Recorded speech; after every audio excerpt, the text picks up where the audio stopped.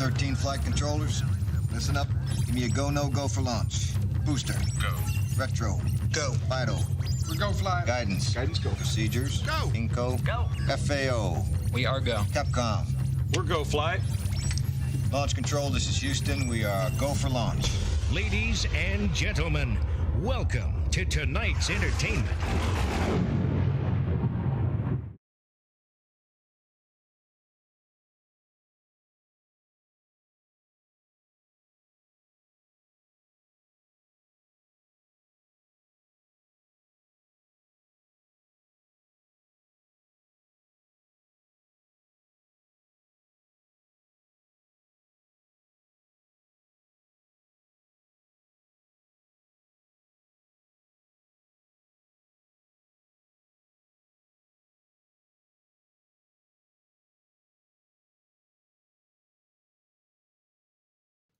There we go.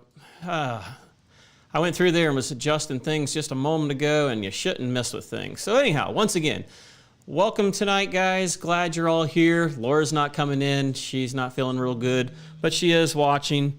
And I just wanted to kind of give everyone a shout out there without getting too overly distracted here.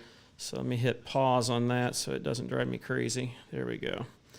So we get rid of that and that, get you guys back up so I can at least be able to respond, because not an easy way to do it without signing in here. So how's everyone doing tonight? Go ahead and say hi so I know who's out there.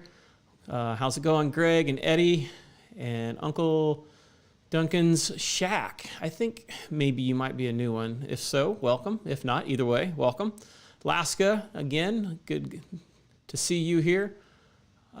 Sledgehammer, Everything HVACR, Hughesman, Ryan, and Greg again, and ain't nobody got no time. Nobody got no time. So, welcome, guys. Hopefully you had a chance to check out the latest video. I let that rip last night, and basically we can go over some of that. I don't think it is as controversial as what some of the other ones were. Still getting comments and stuff on the heat pump thing. It don't matter whether you put a link there with hey, here's the live chat, we talked about these things, or what. They still don't seem to find it. So it's just kind of one of them things. This one that I did here, as you've noticed, I've released a lot of residential calls lately, which I don't do near as many as what I was doing before. The draft motor, I know they don't make, as far as I know, they don't make any zebra tools or anything like that to test those out. And to be honest with you, I haven't been to some of the last schools and stuff on it, just haven't been to them. And so I knew from just, the Mitsubishi and stuff like that, that there would had to have been some sort of DC communications. And I really haven't lost that many of the main control boards on the Infinity furnaces. I had one earlier this week that it's kind of going to be instrumental in a way. Similar thing, but this one was a little trickier. Used my little tool there for the blower motor to test out the ECM, and it made the motor run. But when the controller was controlling it, the furnace controller, it didn't run with a G signal or with a heat signal. And I know in the past I've heard that some of those ECM motors are possibly 16 speeds, and that one controller I had only tested one. So it might be that just one speed was good and the rest weren't. I don't know exactly. That was where I think the Zebra tool shines on it, but I don't really care to spend that kind of crazy money. And honestly, it's worked, that little generic tool thing. I've had it for, 10 plus years, and it's always been pretty much able to tell me yes or no, go or no go. So I had one that ran and ended up being the motor, even though technically it tested okay with that controller. So I may end up showing that. Friday was quite an interesting one. Yeah, Jeremy, it was an ECM motor, very similar to the draft motor there. The ECM thing, unless you know how they're doing it, it's hard to diagnose it because you don't know if the main control board's sending the signal out or not. And you know, like a Mitsubishi, it'll sit there and fluctuate, and you can see the voltage just ramping all over the place. I'm pretty sure from reading through in the past, and I know like the Linuxes did too, they use pulse width modulation, and that changes frequency and the pulsation so quickly that a regular meter, especially like that Fluke 902 or 907, 902, isn't fast enough. I don't know if my Fluke 87.5 would pick up on it, possibly on high res or not, but it didn't see a whole lot there. But I knew I was getting something when I was on the draft motor. And when I got that app, when I went to pick up the motor, I'll be honest with you, I kind of assumed it was a motor, and I knew that if I didn't explain that, I'd probably get reamed. That he just guessed. Yeah, Alaska, I've got the 376 also, but even that one's not very quick. I mean, that thing's awesome, but it's not as fast. I mean, it's not really a bench meter. But when I went to the supply house to pick up that motor, there was a little display thing there on the shelf on the counter. And the app, because I've got all my HVAC stuff here all in one spot, and it is, let me pull it up here in a second, get on the right menu, because, you know, it's got my Measure Quick, Field Piece, ComLit, which is one of the carrier apps that I usually use. That's where I get most of my manuals at. But this RC Mobile Tech, it looks like a white box, and see if it'll focus there. See it right there? So that one there on the right-hand side top, right above the testo, that's what it looks like. So that one there, it literally will scan the serial number or whatever, and you can see all the claims that have been on it if they've entered them into the computer. You can see when it was install date, as long as somebody registered it. You can definitely see the ship date of it.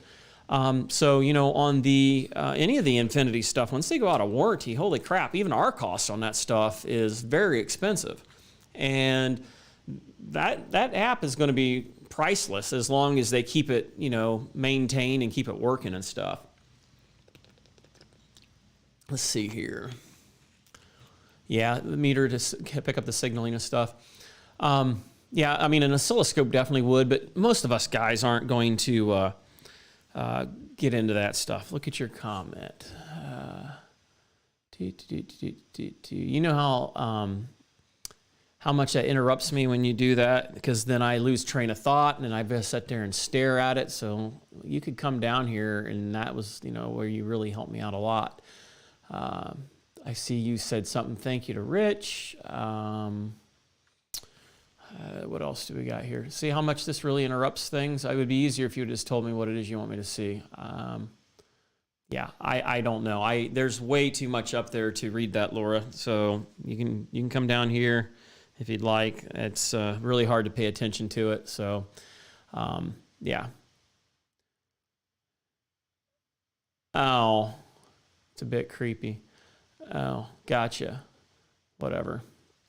Well, that honestly, most of the time I wasn't even looking at it anyway. So you're supposed to look into the camera. If I sit there and look at this, it's like, you know, Stevie Wonder staring at the TV. So there it looks like I'm looking at the fly over there in the window. So X13, yeah.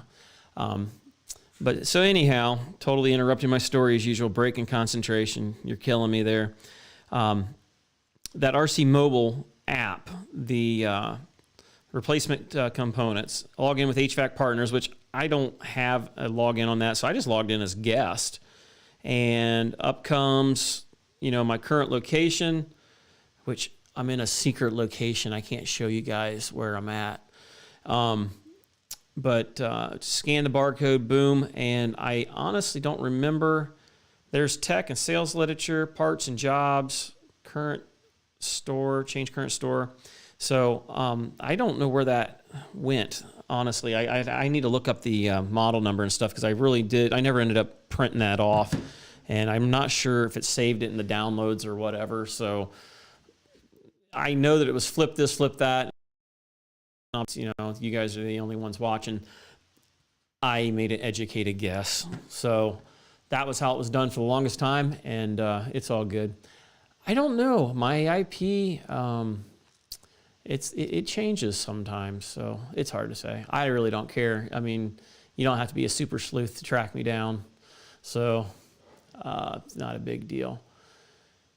Yeah, the HVAC protection program. Now, it was more just to put the employer at ease. So, it is what it is. But anyhow, what we got going on here? What's the other meter you mentioned? This Fluke 87.5. It's been around forever. It's been revised 5 times. They came out with a newer version of it now. That's my meter I bought because it's fairly accurate. But it's way more than what we need. It's a big old monster. So let's see here. What else we got? Yeah, 70 by Friday. We're actually supposed to hit supposedly the 60s, which would be fine with me. I am beyond ready to get the heck out of these cold weather days. It totally sucks. I think Wednesday I'm supposed to do a 2-hour live stream with, not a live stream, but a class training for May Not to Walk. So I'm going to do that in the morning. I'm not sure how useful that's going to be. Seems to be it's the future now. Now everybody's trying to use that. Not much way to get around it, I don't think, anymore. I'm trying to scan back through some of the comments. If you asked a question, put it in all capitals, because I know everyone likes to talk and stuff, which is fine. But just do it in capitals, that way I can find it, because at this point I'll probably be looking forever on it to try to find it. Then the geothermal thing. There was a big old discussion in the posts today, and it was over basically green energy versus coal and things like that. And they got kind of heated there. I finally just quit hearting and thumbing up the comments because I really didn't know if it was going in a good place. I mean, they were somewhat civil and nothing worse than what we probably do in normal times. But, coal and stuff for like Ohio, we actually have one of the cleanest coal plants. It was actually updated. It's one of the cleanest ones in the world. I forget how many millions of dollars they put into the scrubber. But I'm on a co-op, which is, people out in the country didn't have electricity long ago, and they all went together basically to lay out lines, utility lines, and that's how the power was ran. So a co-op is a not-for-profit organization, and so a lot of these areas get their electricity for like 10 cents a kilowatt. And 10 or 11 cents. And we really haven't had a hike change in 11 years, I think it was. So in most of the area where I work at and even where I live at, I'm on, there's 2 different ones, but they're both co-ops. And of course we have the American Power or AEP as they call it. They're a big one. They're a little higher and stuff, but the co-ops are a little cheaper. And the thing I noticed, and it still keeps coming up, why don't you guys just put in a natural gas furnace or a fuel oil furnace and call it a day? Why do you need backup heat? And it's like, you got to get outside your bubble. I mean, it's cold in some places of the world, and not everyone has natural gas. And we already went over this thing, and unfortunately, those people that probably got into all these things probably aren't here. So unfortunately, just in case they come back later, kind of just going through it. But the geothermal stuff, they had the 30% tax credit. So if it was a $25,000 job, you got 20 or 30% of that back. I think now it's down to like 20% or something. So it just seems like I'm getting the same comments and stuff over, even with this other one here, because they just aren't familiar with it. Because it's what they sell in your area and stuff. So it's really popular in our area. Some people like it for the efficiency thing, which I've heard some of these guys are running and heating their houses for, and I don't know, haven't seen their bill, haven't double checked them, make sure they're not kidding me, but $50 to maybe $90 to heat the house, and it's a good size house. So if that's the case, I mean, that's pretty cheap. That's electric and all. I mean, eventually your water temperatures of your geo are going to drop as you go through the season, and you're going to lose, your heat. I noticed one of the persons was talking about the extraction of heat, which is where I got all lost when I first got into the field. You know, you're just moving heat from one room to another, and you're not generating heat. And I disagree with that. I mean, you've got the natural energy that goes into the compression of the gas, things like that, and it just, yeah, it's not like it's water floating around from one side to the other. It's a little more complex than that. And if I was a scientist, I wouldn't be here. So, what, 50,000 electric, yeah, great.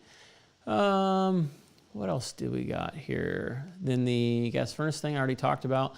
Friday, I was working on a grocery store, little dinky one, like an IGA thing.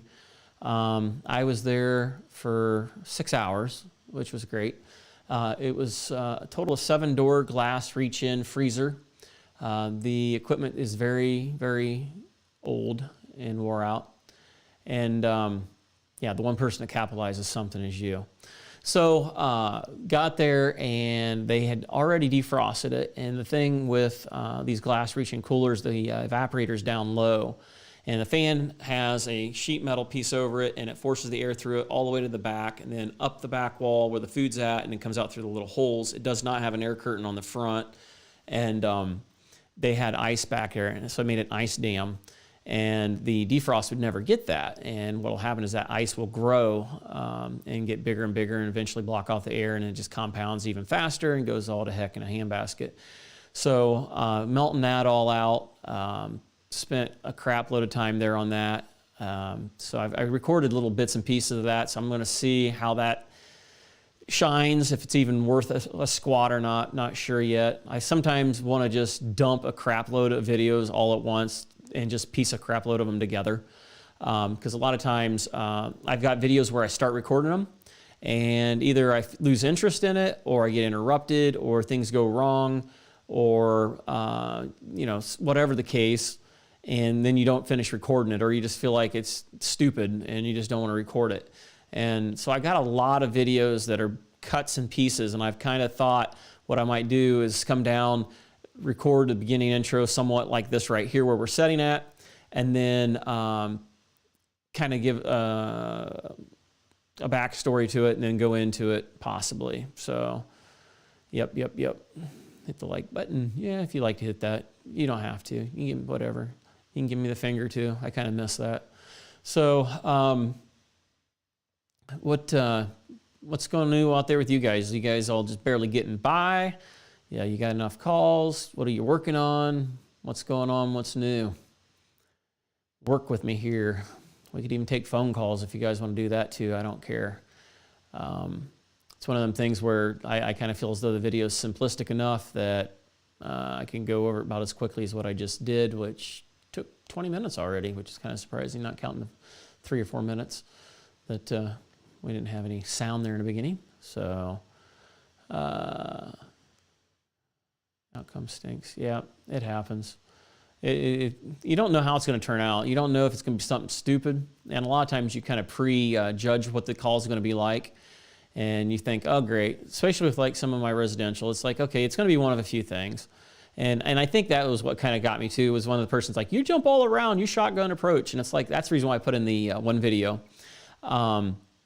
Every call I go on for, say, a gas furnace, I clean the condensate trap, the flame sensor, check the heat exchanger, brush off the end of the motor, make sure the fan blades are clean, shake the bearings, check the electrical, make sure it looks like everything's tight and tidy. None of the wires are hanging down in the freaking into the burners area.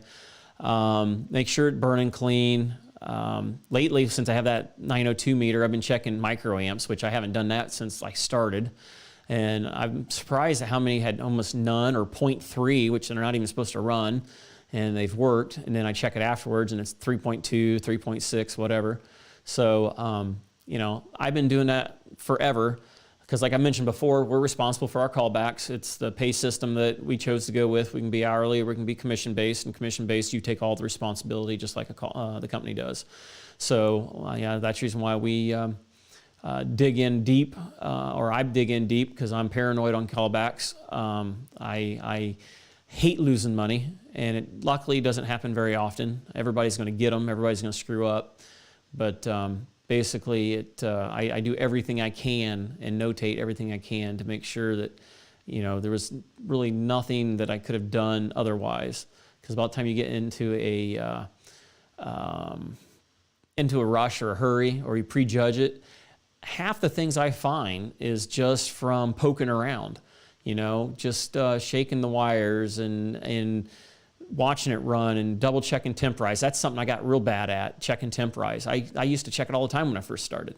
And I quit doing it for a long time. And then next thing you know, I'm starting to do it more often, especially with that goofy little thermometer I got, that UEI thing. I kind of like it. It's kind of chintzy and cheap. I definitely wouldn't want to jam it into the PT port on the geothermal, because I can tell already it's got some cracks on the backside, but whoever left it behind that and basically gave it to me, kind of put those in there before me. So it's one of them things where I'm kind of leery about getting another one. Plus I have all the fancy flukes and all that other crap. So steam recently. Completed 2 weeks on maintenance, low pressure steam set at 80. Yeah, for you that's low. I mean, we've got some industrial stuff that gets up there higher, but for us, I mean, half the time it's, you know, under 15, but just our commercial stuff, the big stuff, has the bigger, and even then we don't do a bunch of that. We really are more of a refrigeration company than anything. Arctic Mike, I don't think anyone has told me that. I'm kind of, I hate to say paranoid, but I hear things, you know, out and about. And when I hear these things, I kind of feel as though maybe they're mentioning me, and I don't know. But, you know, the whole point behind the videos to begin with was to share things, you know, that would help somebody, because I've never been one to hold back anything. What worries me is possibly saying so much that somebody tries to do it and doesn't realize you can't grab a hold of that wire while it's live, doesn't realize that if you forget to tighten up the union and it leaks and has a pocket of gas, it may flare up and catch the drapes on fire, or something stupid you laid in front of the furnace and has a fire, and then they try to come back and come after you. That's the reason why I've got all the disclaimer stuff, you know. I didn't, you know, the channel's not an LLC or anything like that. I mean, you make a little bit of money on it, but it ain't enough to justify big money, you know. And, you know, I've talked to friends that are lawyers and things like that, and magistrates and things, and he said I really don't have nothing to worry about, but you never know. I mean, there's always, I mean, you can sue anybody over anything. It's just whether you win or not. And you're talking $5,000 and up just to fight that particular one, and I prefer not to do it. So it's just one of them things. I'm trying to still make it useful and stuff without getting myself in trouble. You know, and whenever I'm digging in there and I'm kind of got my fingers in there, it's like, okay, wait a minute. It ain't just people that are in the field watching this, even though that's honestly all I want. If I really wanted to try to get the 100,000 plus subscribers like one of the other guys, and I'm not talking about Chris, I'm talking about a guy that I think gives way too much information. I mean, he specializes in residential stuff, and I mean, he did a video on lighting the burners with a lighter. I mean, that's just nuts, and good luck to you. I would be scared to death to give that kind of crazy information. I mean, somebody could try to light it after it's already dumping gas, and I've had that happen when I first started. I mean, it's just bad things can happen. So, you know, you could go through and say, look, having problems with your heat, here's the first 5 things you should check. Clean your condensate trap, clean your flame sensor, check your, you know, you could go through all those lists, and 90% of the time it's the same dumb shit. Check your exhaust pipes and your air intake, make sure there ain't no birds in the pipe. And I mean, it's usually the same stupid stuff over and over. It's, you know, every now and again you get the hard stuff that, you know, it's some random weird problem or electronics issue or whatever the case. But, you know, I don't want to do that to the point where, you know, that was never my intent, was to try to cater to the general public. That was never my thing.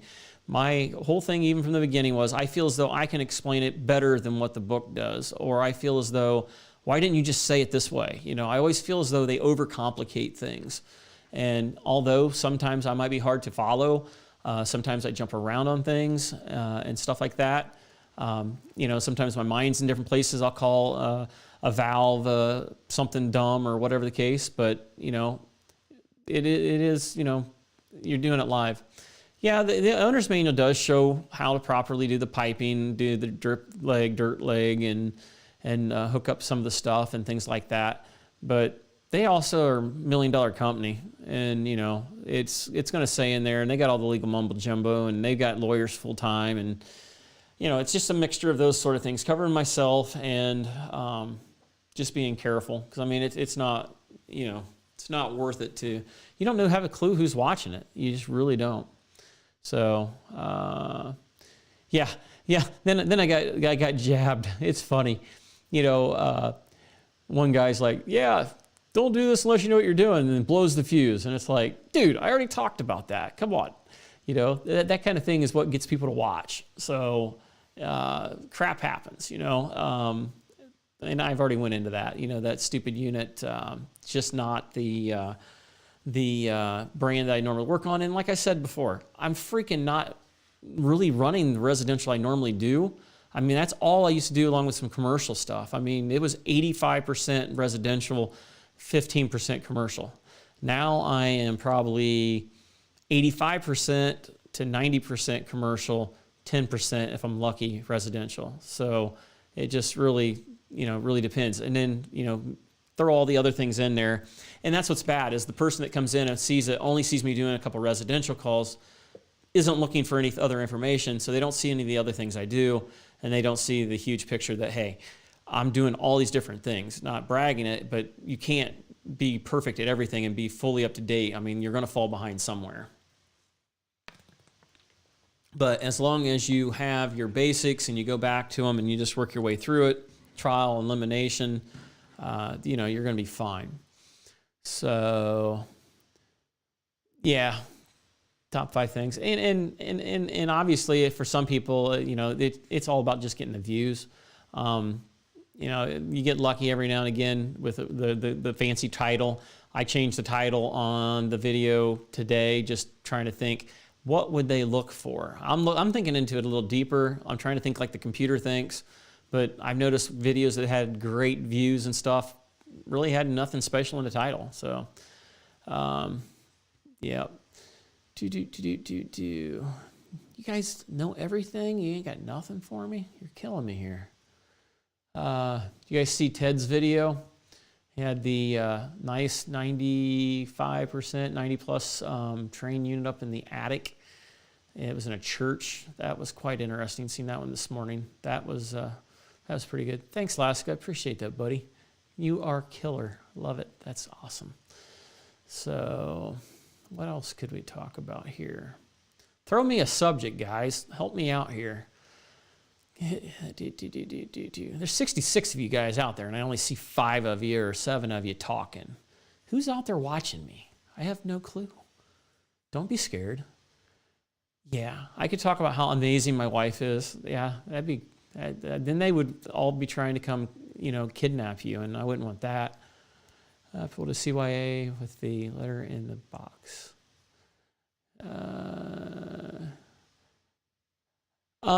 Supermarket calls. I am on call starting tomorrow, so I might get some supermarket calls.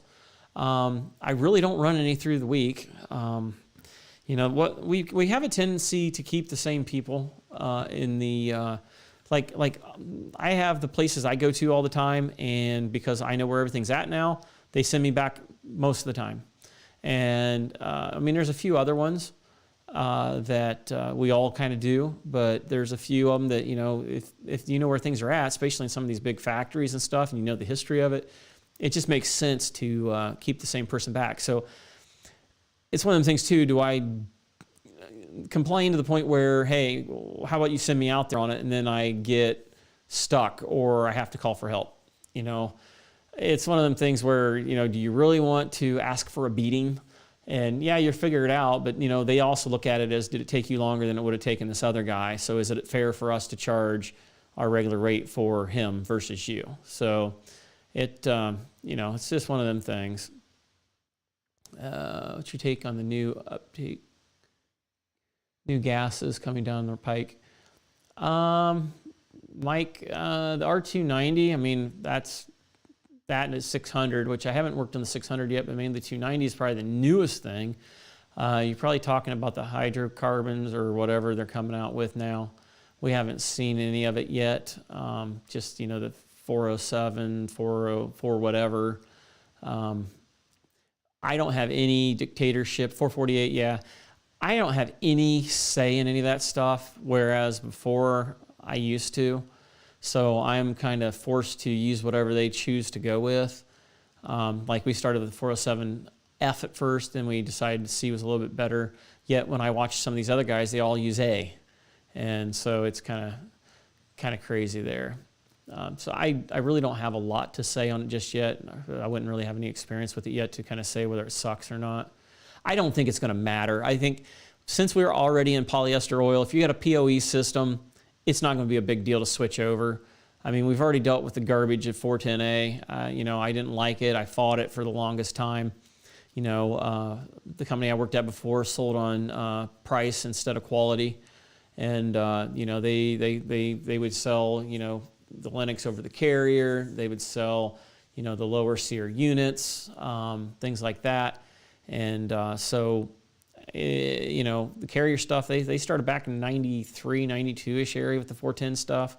And then, you know, Lennox came behind it, but they weren't pushing it. I mean, they were selling R22 units all the way back in 2010, I think? They were still selling it. And it's like, did you really do them guys a favor?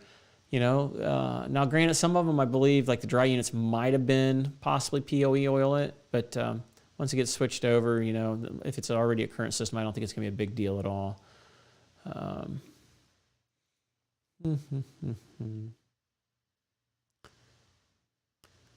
Anybody know when the new Milwaukee combination recovery pump vacuum pump's available? I haven't heard nothing about that, Superior. They're actually coming out with a vacuum pump. That's interesting. That's very, very interesting. So I haven't heard of that at all. Yeah, the 407C, I've used that in coolers. I've used it in heat pumps. I have not had really any problems whatsoever with it. So it's been pretty good.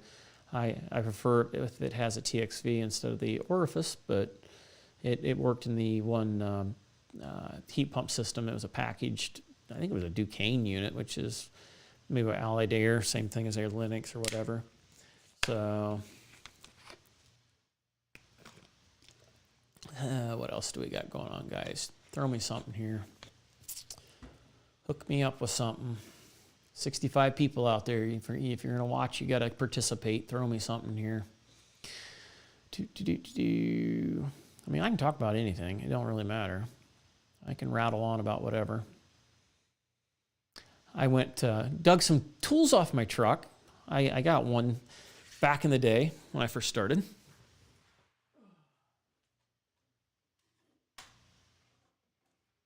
It's show and tell, kids. This right here is a Supco, come on, baby, capacitor checker. And that is an LED readout, uses 4 AA batteries on the back side there. And this was my first capacitor checker. I know they had one that used to go, and it was basically mimicking the capacitor charging and discharging. This one here, you had 10 to 10,000 and then 0.01 to 10. You flipped it to whichever one it was, you hit the button, and it read it. It was pretty accurate for the longest time. I don't think it has any potentiometer pots inside there. It does have a fuse I can see, but I had this thing forever, and it still works. I don't know if, yeah, I don't have a date on it. I would say probably the 96, 7, 8 area, I think is when I got it. And then y'all have seen this little amp probe clamp meter. I never used it much. It's brand new. The other one got broke, and then they bought me one and said, here you go. And it's like, I really didn't want another one of those. I picked it up pretty cheap. Somebody sold it to me. But that was, I don't think I need it no more. I've got 3, I got 4 clamp meters on the truck now. I got the 376, the 902, the UEI, and the amp probe. So I figured we could probably take this one off. So I figured we'll throw it up on the shelf and stuff. Figured why not? And most of it all has got my name engraved on it, so I don't think I could probably sell anything for much of anything to make it worthwhile. Yeah, I think that was the only thing I threw up there. I did get some black fabric paint.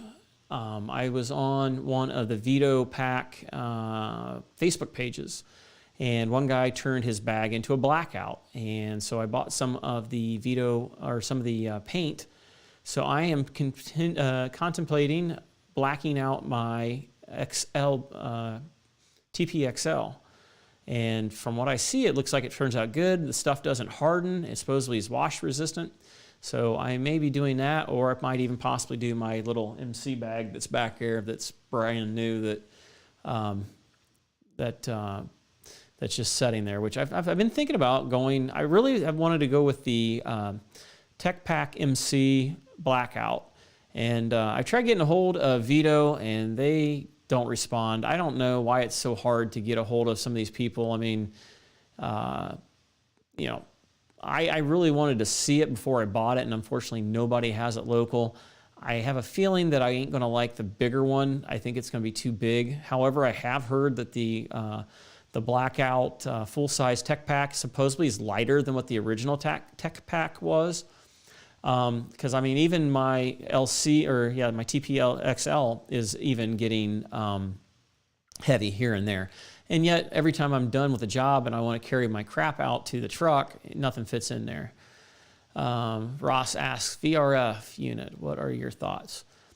Mitsubishi's the only thing we work on, and even then, I don't see a lot of them. I went to school for City Maldi. I've pretty well forgotten everything I know on them. Every time it's like starting back over again. Usually I just make sure it's the right gauge wire, that it's stranded, that they ran it, separated. Just basically all the install errors that most people do.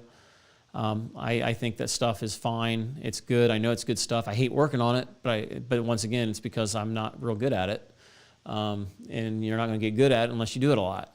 So, yeah, that's my thoughts on that. Vito has a buy one, get one free. Yeah, Alaska, they're giving away on Tier 1 versus Tier 2, either the Meter Bag 2 or the Meter Bag 3. Neither of them have the bottom, hard bottom, which, free is free. I don't like the Meter Bag. I tried it for a while. It's like digging. I don't like digging for things, and that's the whole reason for getting a Vito bag is to not have to dig for your tools. Looks like I missed a few things here possibly. 300 back down. Okay, yeah. I seen 87 microns. That was Fluke 87. 87. Do I work on Taylor ice cream machines much? No, Sledgehammer. I don't work on that many. The ones I do work on are the older ones from probably 20 years ago, 25 years ago. The dumb things just won't die. I got the book on it. Generally, it's usually something stupid, like it's low on refrigerant.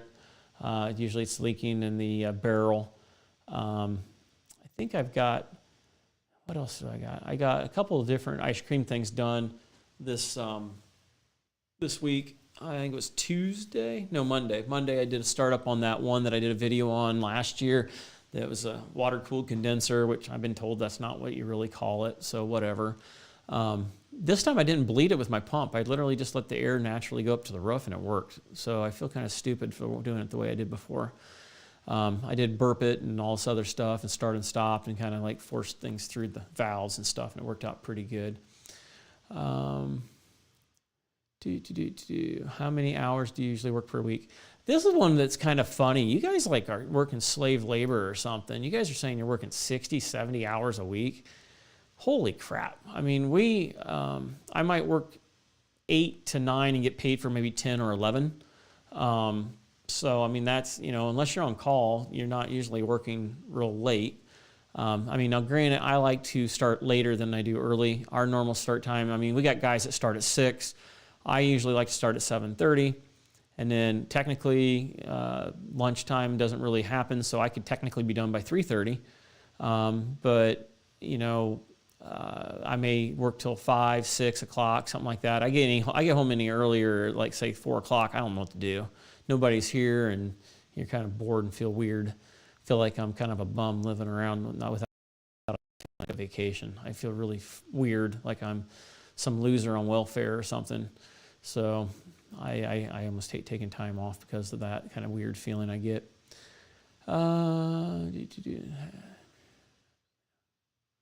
Yeah. You guys got a full-blown discussion going there on the dike and blah, blah, blah. Can you please explain mass flow and how it matters? Where'd that just go? It just jumped on me, just moved. Mass flow, I am not sure. Are we talking about like water or are we talking about air? I'm definitely not an engineer. Yeah, the supermarket thing. And that's the thing too. I'm jealous of some of these guys on the nice stores with all this fancy equipment. The stuff I'm working on is ancient. It's so old. We have some old mechanical defrost clocks in some of these supermarkets that are this long and they're rotary. So all these little time clocks are like that long with like maybe 15 of them. So never seen one of those prior to that. You name it. I mean, some of them don't have hot gas defrost. They have electric, and then the fan don't shut off. I'm like, what? I've never seen that before. Just a lot of the equipment I work on is so old. It's so old. Sir Gallahan, I've watched a couple of his stuff, of Mike's videos and stuff. Gang timers, oh yes, good old clock. Gang clocks, yeah, gang clock, I think that might be what it's called.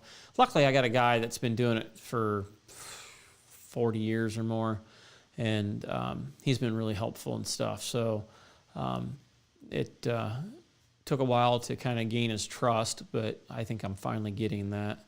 And he's pretty good. He's our top guy. So, and he used to be in controls before too, so he's really well diversed on things.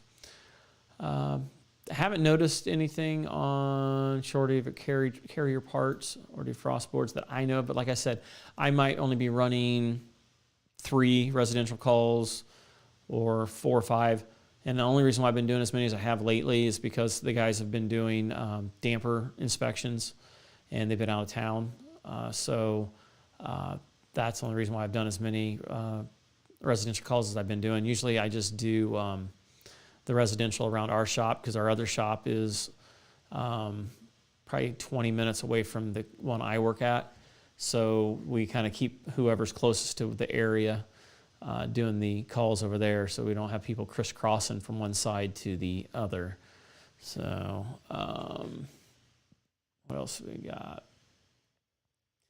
You guys got the test thing going on there. Let's see here. What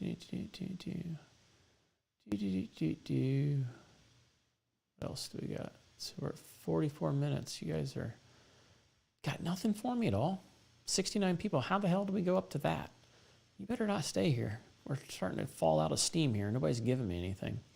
Do you install Goodman? Hell no. Goodman around our area is no. About anybody can buy it. It's yeah. I guess I could go into a story about that, but that would make it obvious for anybody that lives around here. Yeah, basically, the Goodman stuff. I don't work on it much. Alaska, you're killing me, buddy. You're killing me. That is a good one. The change my mind thing. So I like Dave. Dave is a treat. He's got the attitude and the personality that I wish I could have. I am not as happy-go-lucky as him. I mean, he just. I wonder if he ever gets down. The guy is always like, surfer dude mentality, having a good time and stuff. So it's kind of cool on that. With this thing.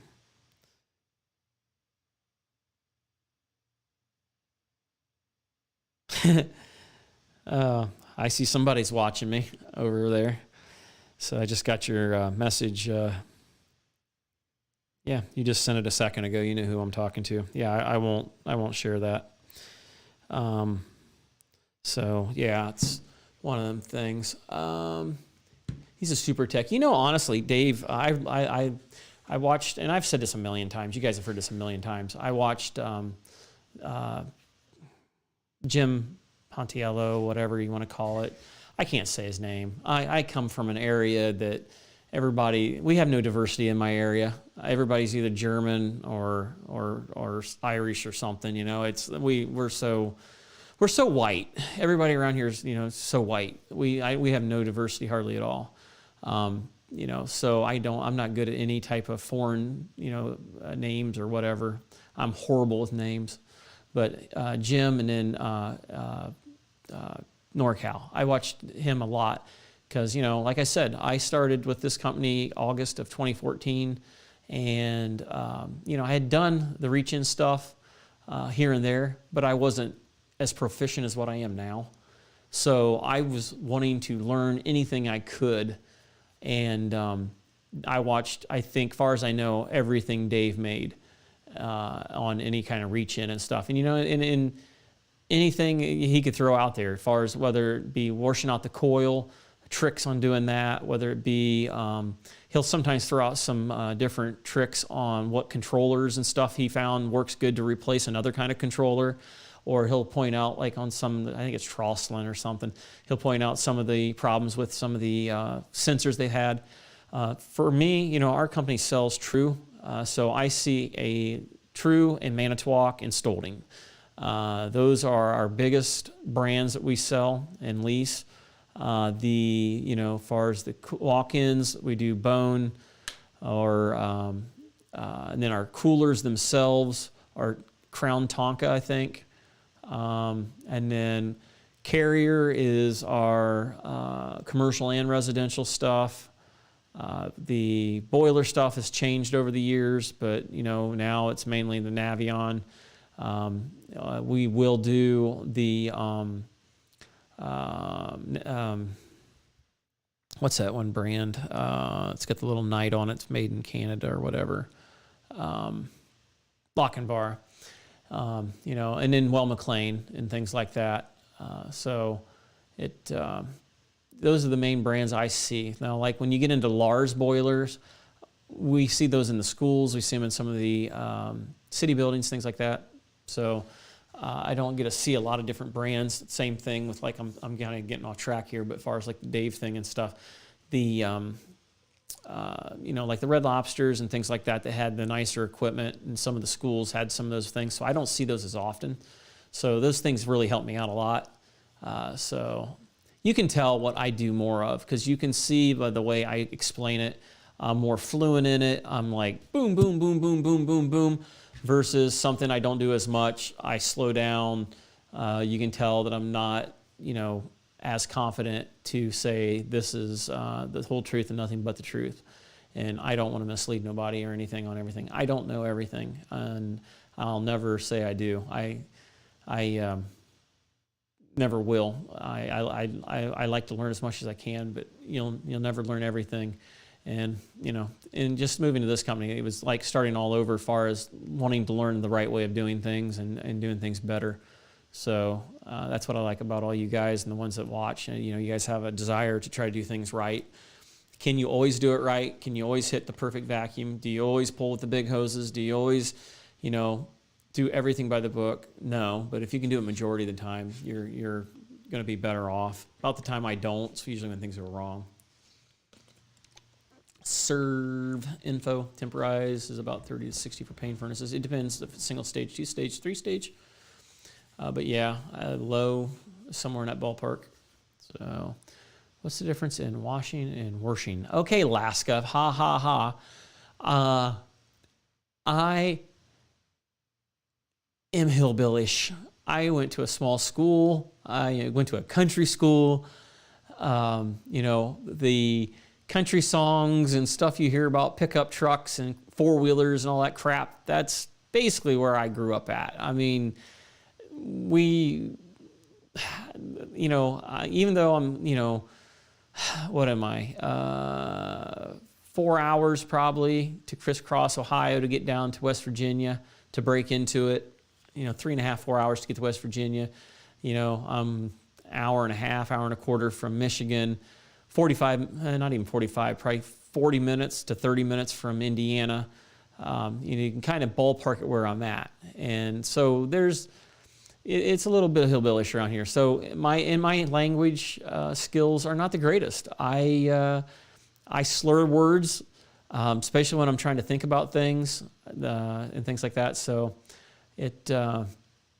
I say some stupid stuff. You want to see even worse? I am horrible at spelling.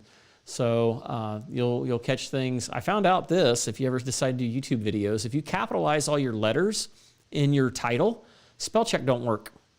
So geothermal or geothermal, O or an A, just like condenser or condensor. You forget these things, and I'm horrible at spelling. I suck at spelling. That'll be one nice thing when we finally switch over to the tablets that we bought last year, and we still haven't switched over to go digital on that. So it's just one of many things that I don't 100% do right. But yeah, like I said, country school, I think I graduated with, what was it, 89 people in my class. So yeah, you knew everybody. So, yep. What do we got here?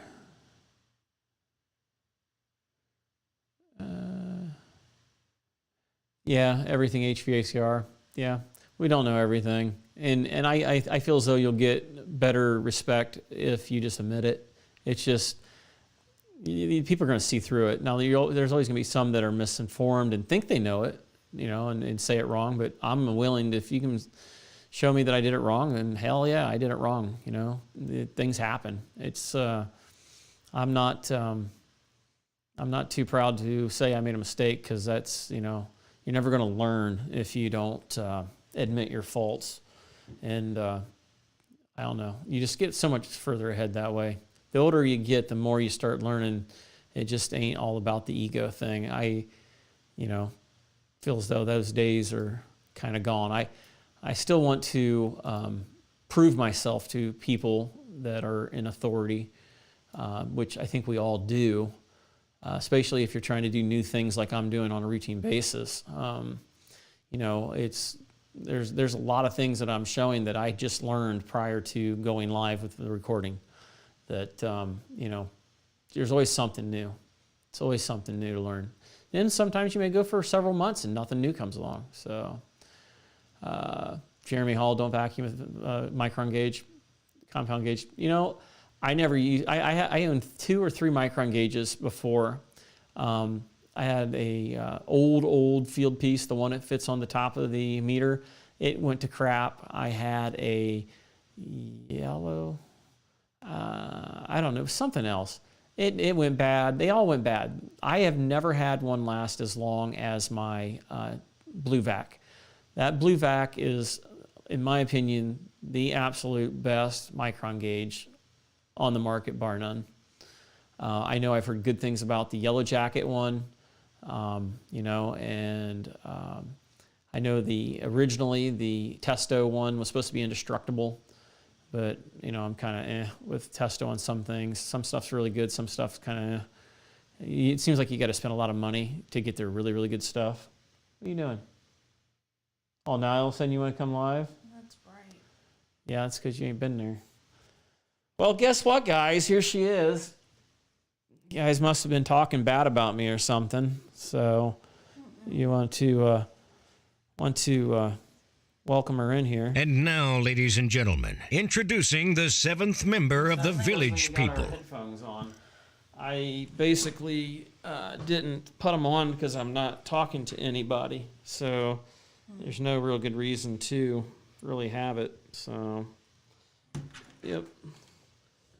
There we go. Now I can hear myself, which, unless I have somebody on, there's really no good reason to have them. So, that makes it a little easier. That way you can kind of do audio check and things like that. Don't let her interrupt us as we was having our good time there. So, Such a good time. Oh wow, you're loud. Okay. I'm not. Yeah, you are. You're loud. I'm not very loud at all. You're loud. So, CPS gauge. I've got one of those. Only thing I don't like about that is the accuracy is so big. As far as it goes in increments of 1 or 10. I think as you get underneath a certain number, it goes to ones. So I could never go back to that now that I've had, 10th of a decimal point like the Blue Vac does. So that's one of them things where, I thought about getting that small one or I thought about getting the bigger one. But it's like, why get it when the one I have currently works? So, but what I was going to say is, yeah, I didn't used to pull perfect vacuum and stuff like that. So, yeah, Arctic Mike says, yay, you're here. I can take it down a notch. It's really bright. Maybe a notch. If I would have got the more expensive ones that had a remote control.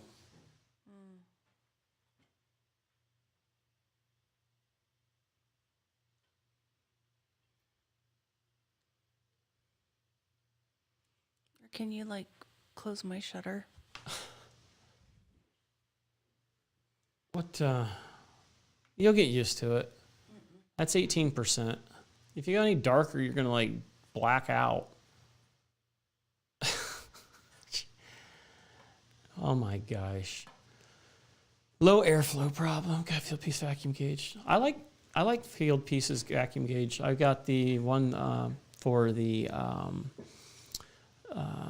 pressure switch testing, and then like I said, Chris sent me the dual wireless one, which I've been playing with that one for all kinds of stuff. I've done regular things like setting gas pressure, a little bit of everything with that thing. I'm not putting it on every system to check static, but static is something I check now quicker than what I ever used to. Basically, that's one of the things they're going to end up wanting you to come to Vegas if we end up going out there. I was going to ask you when that was. Next year, I believe. Oh, I thought it was this year. Here's a question for you. How do you prove vacuum or calibration? The best thing I've seen in the past is if you've tested your micron gauge from the beginning against just the vacuum pump itself, you should be able to pull down to anywhere from 10 to 15 within a short duration of time.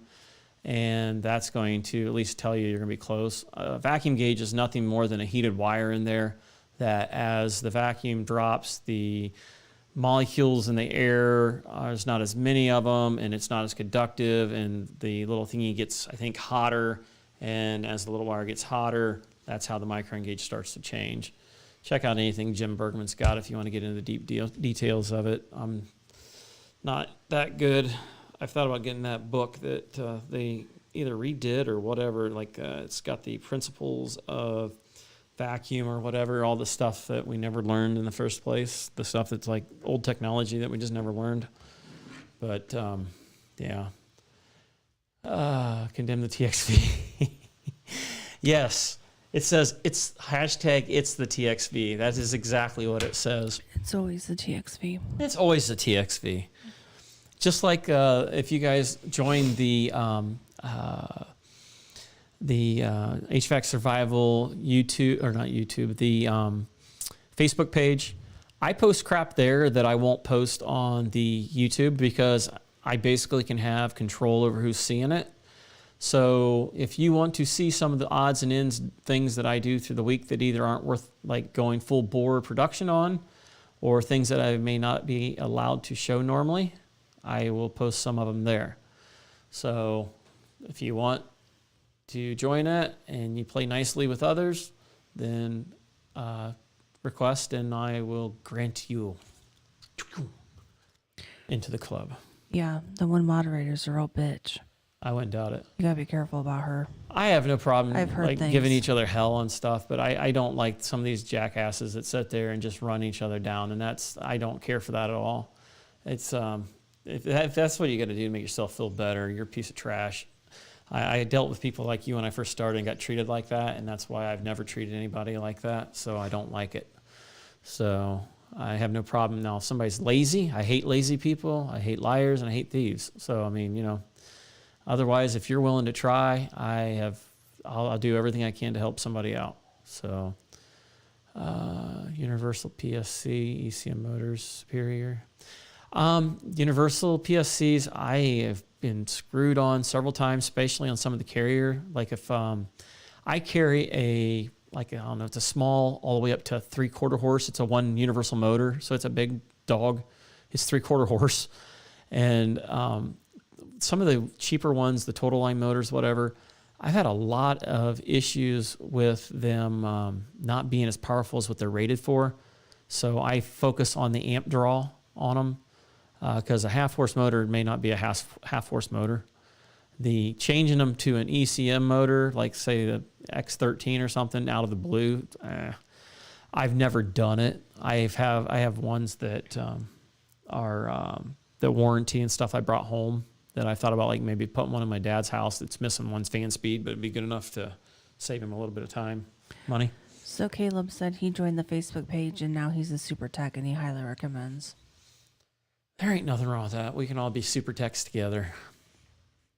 I'll tell you, I have learned so much in just the last 6 years. I mean, I thought I was good, and you're always going to learn more. You're always going to learn more.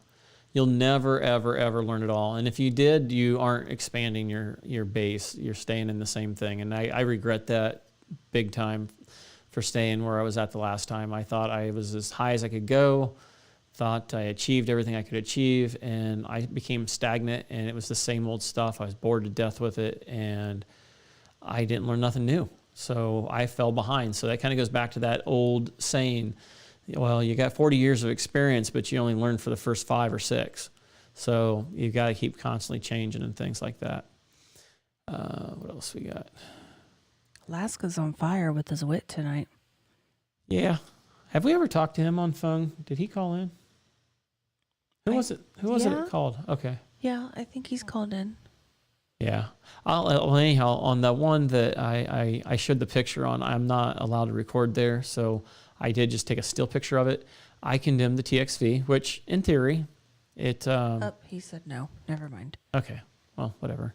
So, condemned the TXV, and sure shit, the Biflow filter dryer, there is a little metal disc in there, and it broke loose and was laying sideways, and I assume what was happening was it was flapping up and blocking my flow.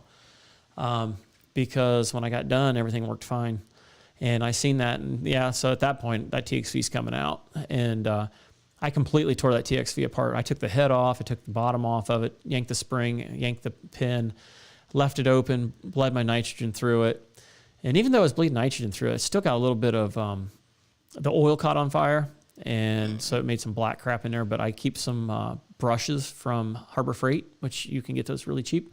Ran those through there and cleaned that out and cleaned it up, made it look good again. It was a little stained, but the crap was gone. So basically that's how I like doing some of the TXV, especially on that one, because trying to force that nitrogen through the TXV and stuff just sucks. It's near impossible. And the system was low quite a few pounds too, which I don't know where it went. I pulled a good vac on it, and I valved it off early, and it held. The first time it held at like 1800 and didn't move. So, and these are some big old monster. Well, it's exactly like the big geothermal I did, the reversing valve where I cut it out. It's the exact same unit, only at a different location at a food processing plant. And they're real proprietary about stuff, so I'm not allowed to record there. So that's what I did earlier this week. I was getting a lot of things done. My truck was a total mess. I know people have asked about doing a truck video, and it's finally getting warmer. I am thinking about just emptying my truck out and shit canning a lot of parts that I don't use. I've got, I got rid of a lot of things. We really don't stock hardly anything on there. So I feel kind of embarrassed to show that there ain't much there compared to my old truck where I had everything under the sun. I mean, I had generator, I had everything. So I feel naked, almost like all I'm going to be able to do is show tools. 70 people are still freaking here, and they haven't said nothing. What the heck? That's because I got my shoulders out. So What else do we got? 3 tools you feel naked without, Laska. Well, my Leatherman, my flashlight, and probably my phone, because I like to record stuff. Those are some of my big ones. My flashlight is my pride and joy. I've always liked flashlights. I don't know why, but you know, I've been eyeballing some new ones, but it's like there's nothing wrong with it. I mean, I have the old one that I was using prior to, and it's sitting in my truck, and there ain't a dang thing wrong with it other than it's just like older version. Hunter, no, I didn't have no recalls on my 902 FC. If you contact Fluke, look them up, just call them. They're pretty quick about answering. Ask them, and then they'll probably ask you for your serial number, and then it'll tell you whether there's an issue. If there is, I'm sure they'll just swap it out because they don't fix none of those meters. They throw them away and give you a new one. So it's what they did with the they don't fix nothing. All that crap's made in China. 10-in-1s. Yeah, I've got 3 10-in-1s. I honestly I haven't showed it lately, but I took the Klein HVAC version out of the box, out of the bag. It went back into the big toolbox. I'm using my 11-in-1. I'm tired of the not having all the extra things. I mean, lose your 3/8 and a few other things. What else we got there? Hey, Chris, what's going on? Chris Young.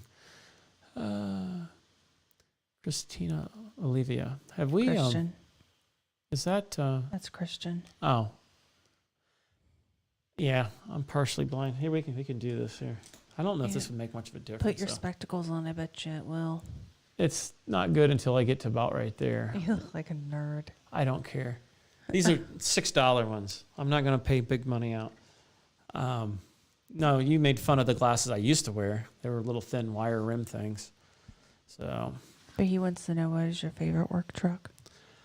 I still wish I had my Chevy, like Savannah or whatever, 3/4 ton. That was always my favorite. Thank you, JD. Appreciate that super chat, man. My Nissan 2500 is a nice truck, but there's not a lot of room in it. I had a big old 1-ton Ford piece of trash before, but it had a lot of room in it, but it was like a rust bucket, and it's kind of ugly. It was old decals, and it looked ugly. I was embarrassed to drive it. Yeah, night, JD. That thing's got a hell of a delay. I know it does. Oh, Alaska gave us some money too. Thank you, Alaska. Ohms for the poor. Ohms for the poor. Ohms for the poor. Thanks, Alaska. Now that's a little quicker. Yeah, I don't know. Is that trigger? I wonder if it gets constipated. Is that soundbite one of my sound bites from my DJ catalog, or is that something they had? One of yours. It might have a delay, so we may need to go in there and trim it so that just instantly. It doesn't. So as you click on it, it starts. Yeah. JD, damn you. Hey, don't take that shit, JD. You can top him. You can top him. I mean, they're screwing me for 30%, but go ahead and you can do it, man. You can do it. I believe in you. But yeah, it's that was kind of crazy. Refrigerator analyzer. I did get to run the analyzer this week. That was one picture I showed, was of the Munchkin boiler I did the video on. That is gone. The Navion's in there. I did the startup. It had to be converted to LP gas. And so I had to run the analyzer and make sure I set the CO2 levels, which I'm always kind of, wondering why they go with CO2 and not say the CO or the O2. You know, it's kind of weird that they picked that. I know they all work together. Why did that go away? Because it's only up there for so long, then they fell off. I thought maybe they took the money away already. No. Yeah. I thought they had taken that away. Dirty rat dogs. The old dirty YouTube Fruit Loops. Mm-hmm. Yep. So you're always learning on that. That's definitely one of those things. There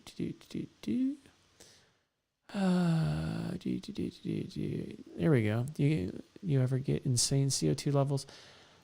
I don't check it. The CO2. I don't check any of that crap very often with it. Oh, Did you answer Alaska's the most expensive tool you own that you never use? That's up there. Lately it's been my freaking leak detector, but what else do I got? That freaking $400 expander from Hillmore. I haven't only used it.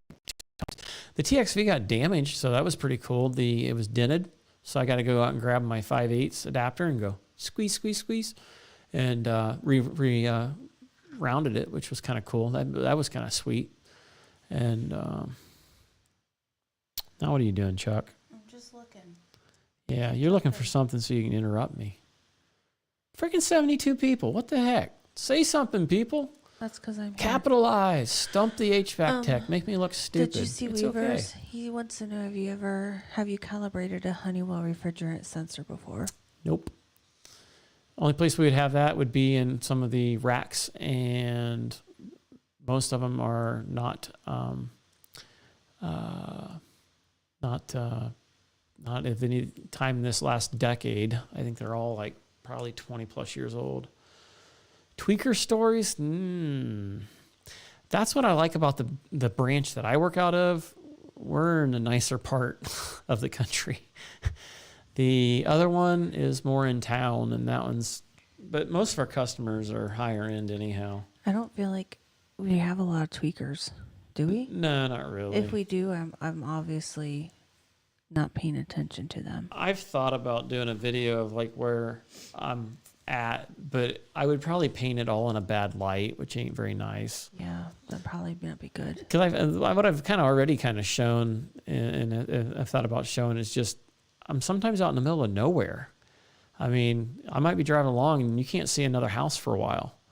And then you're back to normal. I mean, I've been out in Wisconsin. I mean, I've drove all the way to Wisconsin, all the way to Florida. So, I mean, I've been out in the middle of nowhere and stuff, but it's like that in several spots. It's not always like that, but that's quite often where it's at.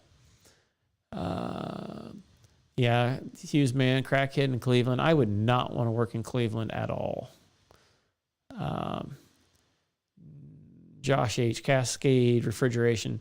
Only place I think where we might have that is in this scientific laboratory that we do some work for. It's a laboratory. They do testing of things. It would make you sad. Yeah. You don't want to talk about it. My ex-girlfriend worked there and chopped up little animals and put them on slides so they could test the results of what the medicines and chemicals and things like that did to the animal. But, and I think they had some of those cooler freezers that required that kind of stuff. I know we do have some out there where it's like a mixture of a couple different refrigerants. But once again, back to one person takes care of a particular place, and that one there is kind of high security. So, and I don't like working out there that much anyway. But when I work out there with this other person that usually runs that one, I've heard of them working on that particular, it's like a reach-in or something. But they're running meds and things like that. And there ain't nothing better than working on a cooler that has biohazard written on it. I mean, that just makes you want to just get inside there and just roll around in it. So, yeah, I couldn't live in the big city. I have a hard enough time in Columbus, Ohio, which is, fairly decent. Depending on where you're at. You go on the south side and you're feeling a little corrupted after a while. Definitely wouldn't want my van down there, have to lock it up with the big discus locks every time and everything.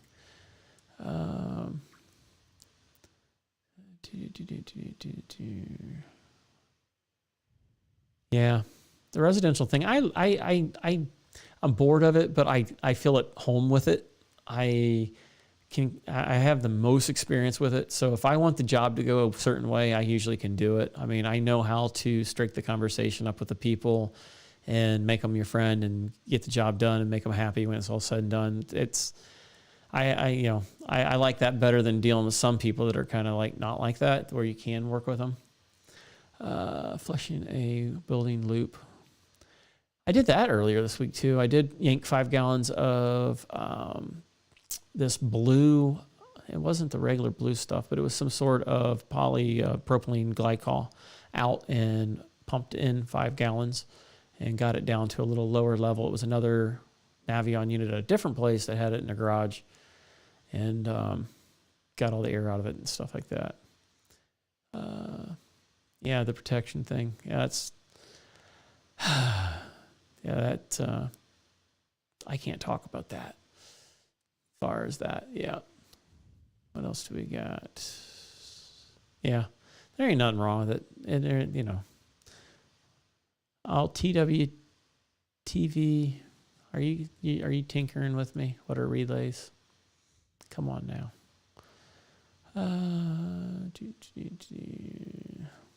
84 freaking people. What are you? You guys are crazy. Why are you watching this? This is crazy. Throw me something. Alaska's got the jokes tonight, man. Because usually when I worry about them leaving, they all bolted. But now I make fun of them and they're still freaking here.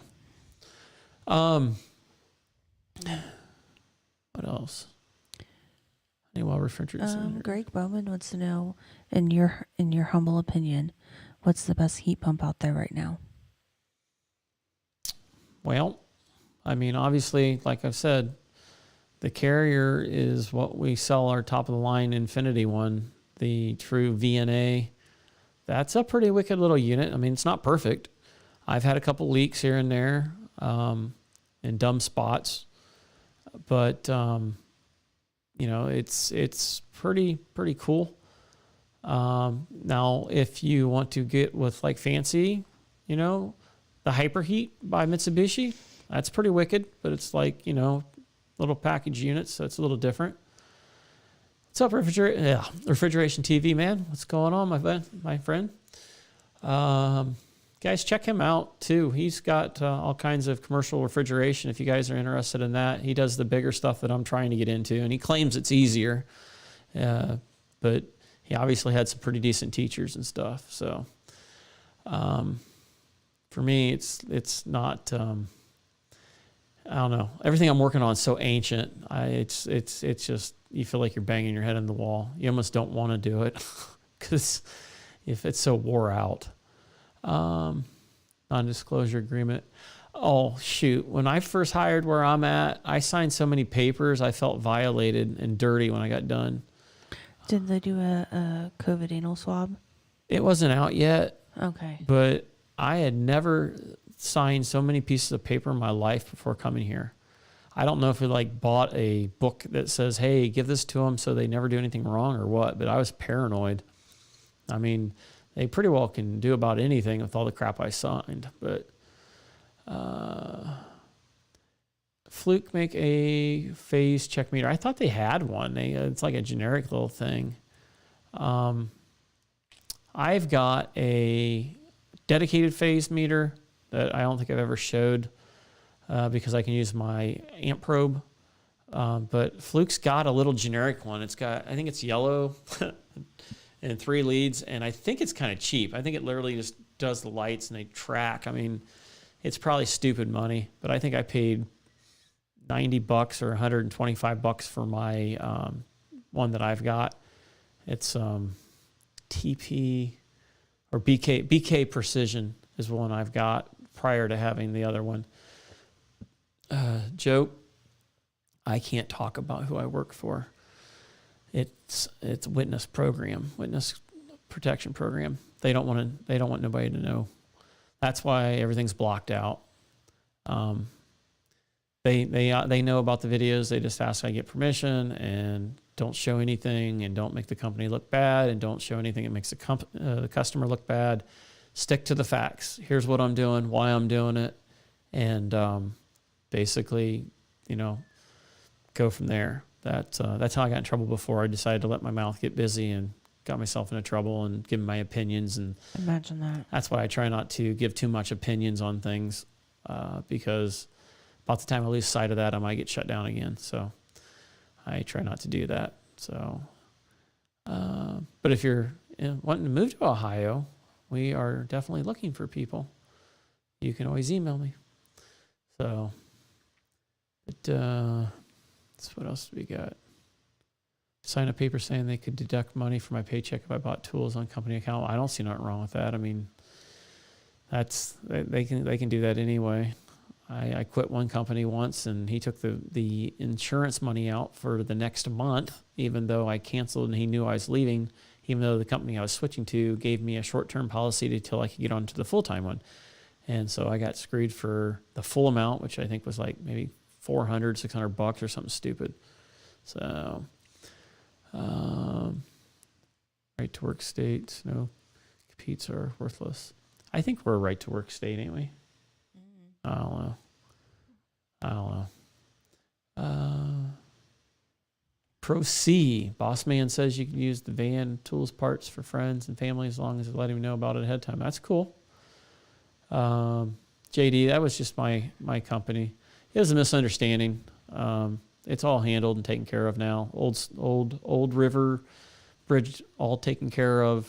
So I don't want to go into it because it's just not worth it. Everything worked out good in the end, and it started out better, and I think I'm better off now the way things are now anyhow. So name changed, and I think the content got better, and it was more focused on what the original intent was, which was trying to help the people and stuff. What else do we got? Radiant heating. Samuel's question. Or Samuel. What is the oldest refrigeration component you've worked on? Well, there's a difference. There's working on it and then seeing it. Do both. Yeah. Give him a 2-for-1. Feel generous today. I'm trying to think. Because it's like prior to where I'm at now, the other refrigeration company long ago, which would have been like 8. How old's Brielle? 19 or 20? 20, ain't she? Yeah. So that had been 20 years ago. God, we're getting old. That one there was pretty old. Any more 20 years, 30-year-old units just aren't that old anymore. So I'm trying to think. I mean, because I've seen belt compressors before, which, doesn't necessarily mean they're old. Furnace-wise, I've seen some really old gravity furnaces that were probably 60 or 80 years old. The big old cast iron things, they look like a small rocket ship down in the basement. And the pipes coming out of it are anywhere from 14-inch, 12-inch, 10-inch coming off of it. And it has sand on top of it to keep the heat from going out off the top. When I started, that was some of the things that were out there. They were old cold conversions. So, and that was the mid-90s when I started. So, it's crazy that crap was still out there. So, talk about supermarkets being ancient. Have you seen any belt-driven compressors? Not on any of ours. Most of them are all Comtrol being switched over to Johnson, which we just about got everything switched over to the Johnson. However, I found out recently that one of the supermarkets doesn't even have any controls, and that one's like 45 minutes away, which ain't as bad. So, Samuel. I just don't write it down as much anymore. It's just like, okay, we'll just go at it. Cast iron boilers everywhere. Yes, and I think somebody did ask whether I did much boiler and stuff. Yeah, I do some. I've done a couple videos on it. They don't do very well, just like the generators don't do real good. I think it's still only at 2,500, which sucks. And I have another generator one to do too that I'm reluctant to do. So Jeremy had a good question. He wanted to know what you did before you started HVAC. Well, I graduated high school in 94, so I started HVAC, my first job, July of 95. So going through high school, I mowed yards since I was 12. I started DJing in addition to that when I was 16 and did that from 1991 till 2011. I still have all the equipment, which, that's where a lot of this stuff comes from. And then I had like one job at a restaurant, two restaurant jobs. It was because it was wintertime. It was like a Mexican restaurant at the one, and that was for a few months, which made me want to get back into mowing yards. And a Captain D's, which is a seafood place, like along John Silver's, something like that. I did that while I was going to school for HVAC. And then I worked at a place called the Andersons, which was a farm and fleet style store. which I worked in the pet department at first, and then worked in the nursery with like the trees, and then finally got my job doing HVAC while everyone else kind of got into it. No, JD said you should do a 90s DJ live stream. yeah. All right, ladies and gentlemen, if you think the bride looks beautiful, let me hear you make some noise. Yeah. No, Jeremy, I did not do any military stuff at all. So go up a couple comments before that in caps from Christian. A mullet? No, before that. How often do you take your lady to calls or side jobs? Never. Have you ever went on one? Heck no, I ain't got time for that. Her never. I have taken one with my ex with me, and she sat in the truck. I've taken the kids with me and had them sit in the truck, not with this company, because for a while there I was single, but I left the truck run and everything. It was like a no heat call or something. But Alaska graduated when he was born. You've stopped to like go check something out like on our way to or from somewhere, and like there's been times where we've left our favorite place to eat on Friday nights, and they'd be like, "Hey, can you look at this real quick?" Yeah. Stuff like that. But like, I mean, nothing. Arizona's here. Yeah, Better late than never. Yeah, I was getting him and Alaska confused for some reason on who called in.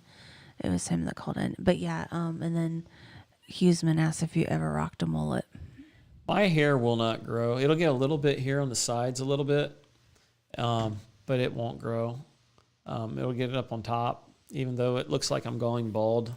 It's because I cut it short. I mean, this is cut literally the height of my fingers. Oh my gosh. So Huseman said, I've taken many women home in the van the next morning. That's like the ride home of shame. Yeah. I don't know if I'd admit that. And then Weaver asked if you've ever fixed an RTU at a music store. RTU music store. Let me see here. Yeah. John McMaster, Huseman. Yeah, actually, yeah, because we used to take care of the radio station in town, and I've done it at the towers. So I've been to the radio tower where the transmitter's at, and I've been to several different towers and the station themselves, because most of them will have the studio in town. They'll microwave it over to a outskirts of town where the actual tower's at, and so. Are you clean shaven because you don't want to upset Bill the beard? No, he can't grow anything worth a what. She complains about it, so I'll a lot of times if we got like Monday off and maybe got Friday off, I'll let it go, and it finally fills in. No, it doesn't. It don't go super fast, but it kind of does. Bo and ladies do not dig the service van. Yeah. Sorry about your luck. I remember cleaning mine up when I first met the ex, and yeah, it was an old Dodge. I was like, she'll think this thing's nice. They don't care about what we care about, not at all. So yeah, not at all. Detecting said he has a good reason. He was selling some ammo, so that is a valid excuse for why he was late. So yeah. YouTube is weird about that stuff. It's funny. Some stuff they let roll, some stuff they won't. But I went to the G show today. I heard that yesterday. I hear that like those kind of words will like tick them off, even though you can do videos on it, but yet they ask you about it. It's kind of weird. All about censorship. It's all good.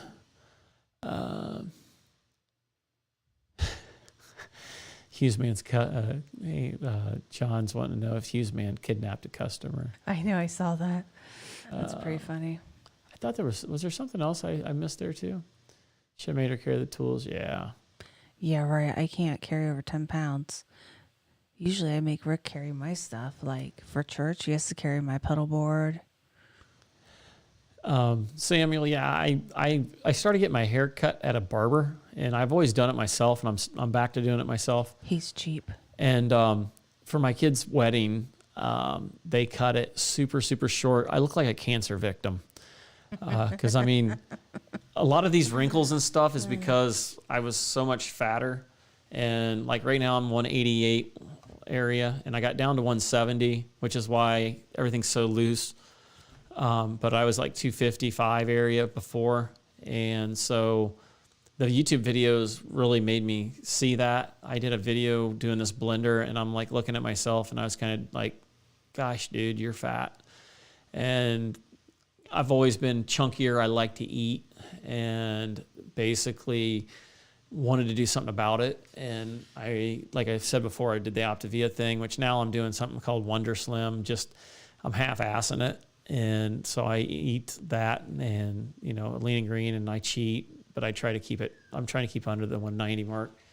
Too much time, money invested in it, and I feel a lot better. But I can tell just going from 170 to 190 area, I can feel the difference already. It's not as good. And then Benjamin was confirming your age. Yes, he's 45. My birthday is coming up in May. If you want to get 40, me something, he'll be 46. I don't feel 46 I'll though. be 38. I don't feel any different other than a little wiser than what I did when I was 19 when I started. There's a good comment from Christian in the chat. Ever on a DJ job and the room started to get hot? Matter of fact, sir, this got me a very good tip and a couple extra jobs.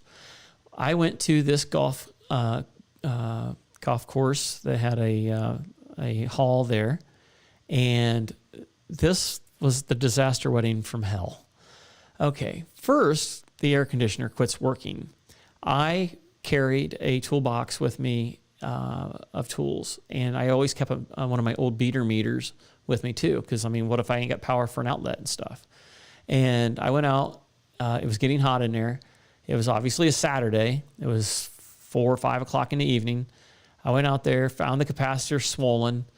They used our company that I'm with now, which I wasn't obviously here then. And so I told the tech that he needs to make sure he brings a 35 by 5 or whatever capacitor.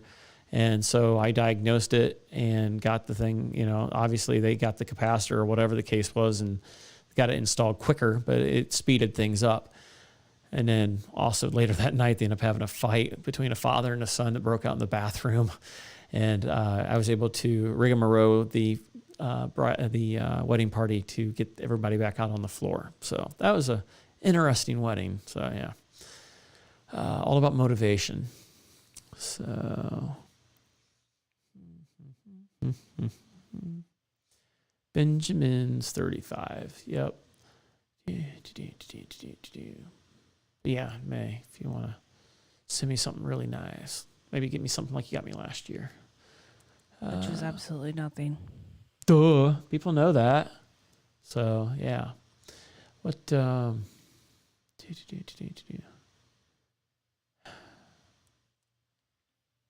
Yep. Well, what else do we got? Kanga down below has a comment. How long have you two been together? We went out in, was before, 2006. 7, 8, 9. It wasn't 3 years that we were apart. Yeah. Was it 3? Yeah, because I had my head cracked open in 2006. Oh. We went out in 2006. She was a horrible date. You were a jerk. Yeah, whatever. Took her to Red Lobster and got freaking chicken fingers. So. I didn't know that I liked shrimp back then. Mm-hmm. And so in 2009, I needed somebody just to go with me on a outing, and she agreed to it, and pretty much we stayed together after that for 2 years and then got married. So been married since 12, got together in 09. So that's how long. So we get along pretty good for the most part. We were raised both very similar. I like her parents. I found that to be kind of important. And, my mom passed away not even a month or so, I think. after we went together, something like that. Yeah. So, huh? Yeah. About right. So yeah, her mom's been really helpful, especially because my kids were still younger at that time. I ended up getting custody of my son, so she gave me advice on stuff, and it was a good thing. So things ain't perfect, but they're pretty good, and she's good for me, even though she's a pain in my butt sometimes. Who else would come down and hang out with me on a boring HVAC video show online for the world to judge you? 73 of you out there, say hi. Say hi. Yep, we get along good. That, and there was none in my age group. That's why I kept having to go lower. It was like I didn't like any of these in there, and I kept going lower and going lower. And at that time, whatever I would have been, I took it all the way down to age 23, and that's when she popped up. So, and she didn't live too horribly far away. It was like 20 minutes, something like that. So, and it's funny, it's the same direction as my ex, so that was even weirder yet. But yeah, what else do we got? Gotta get in the truck driver and pull you. Yeah, I don't know what I'm doing tomorrow. I'll probably have to go back to that grocery store at some point. I told the dispatch person late as I was heading back that I just wanted to go back and recheck things. I think the other unit beside it's a little low. I love my blower for my Milwaukee. I blew a lot of crap out of that thing. It was all trapped in there. You see how ghetto this is, you'd be like, oh my gosh. So he did tell me some cool stuff though when I got done. He goes, I am thinking about replacing it. And I'm like, I will love you forever if that's the case, because I hate this thing. It's so monkey rigged. Oh my gosh. Bye, John. Have a good night. But yeah. So Alaska had a cool find today. He was out treasure hunting and found a World War II era dog tag. That's pretty sweet. They say it's one of the best generations. So, what else? What's Billy doing tomorrow? I know what he's doing right now. He's eating banana sandwiches. That sounds kind of good. I ain't got no bananas. Why would you make a sandwich out of a banana? I wouldn't put it on bread.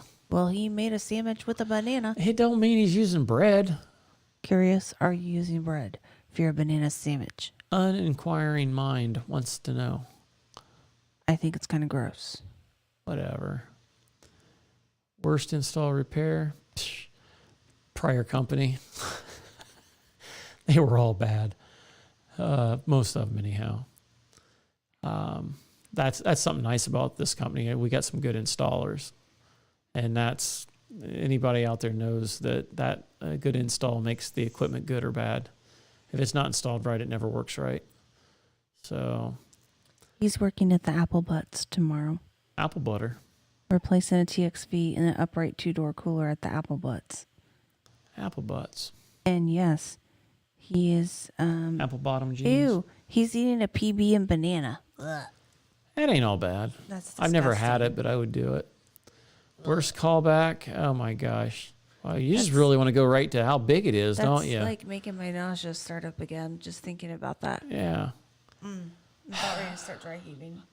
I had one last week. I left the gas valve off, gas stop. Had to come all the way from one town back to the other town. That was great. Didn't get paid for that.